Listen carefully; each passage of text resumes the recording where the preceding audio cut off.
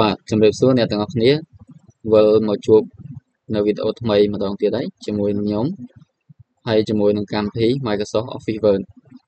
ចឹងតើអ្នកទាំងអស់គ្នាដាក់សញ្ញាគ្រីសហើយនឹងប្រអប់គ្រីសឬក៏សញ្ញាខ្វែងអីនៅទីណារបៀបម៉េចដាក់របៀបម៉េចចឹងនៅក្នុងវីដេអូនេះគឺនិយាយអំពីការដាក់និមិត្តសញ្ញាបែបហ្នឹងហើយចឹងដើម្បីដាក់និមិត្តសញ្ញានឹងបានយើងគ្រាន់តែយើងចូលទៅក្នុង Insert ហើយយើងប្រើ symbol យើងចូលមកកន្លែង more symbol មក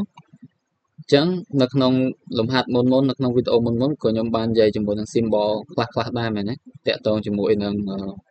font ដែលធ្វើឲ្យ font ដែលមានរូបអញ្ចឹងថ្ងៃនេះដែរខ្ញុំនឹងលើកយក font មួយដែលវាមាននិមិត្តសញ្ញាគ្រីសហើយនិងសញ្ញាខ្វែងគឺ font Writing Tool ចឹងអ្នកទាំងអស់គ្នាសរសេរក៏បានអ្នកទាំងអស់គ្នាអុសវាក៏បានដែរជាធម្មតាវានៅលើបែបនេះចឹងអ្នកទាំងអស់គ្នាអុសរ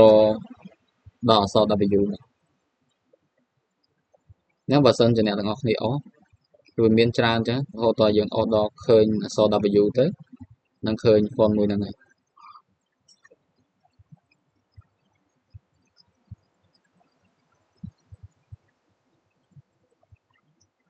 នេះចឹងវាមានWriting F Writing 2 Writing 3ចឹងយើងយក Writing 2ហ្នឹងមកហើយនិមិត្តសញ្ញាគឺវានៅទីនេះចឹងយើងយកនិមិត្តសញ្ញាខ្វែងបែបម៉េចគឺវាមាននៅលើហ្នឹងចឹងឧទាហរណ៍ថាខ្ញុំចង់បានសញ្ញាខ្វែងចឹង insert វាចូលមកនេះគឺវាចេញហើយចឹងបន្ទាប់មកយើងចុចខ្វែងមួយមកហើយនៅការដាក់កន្លែង symbol ហ្នឹងវាប្រៀបដូចទៅជាអក្សរដែរទេអញ្ចឹងយើងចង់ដូរពណ៌វាគឺយើងដូរពណ៌នៅកន្លែងcolor នៅក្នុង home អស់លើវាមកចូលទៅក្នុង home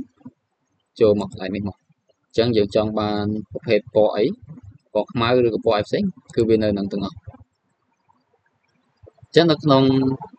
វីដេអូនេះគឺខ្ញុំមានគន្លឹះចែកម្លែកតែប៉ុណ្្នឹងទេគំថាអ្នកទាំងអស់គ្នានឹងធ្វើអត្ថបទឬក៏វាយអត្ថបទអីហ្នឹងឲ្យបានលឿនជាងមុនតាមរយៈចំណេះដឹងដែលខ្ញុំបានចែកម្លែកបន្តិចសិតសឹងរាល់ថ្ងៃនេះអញ្ចឹងអរគុណជម្រាបលាជួបគ្នានៅវីដេអូក្រោយទៀតបាយបាយ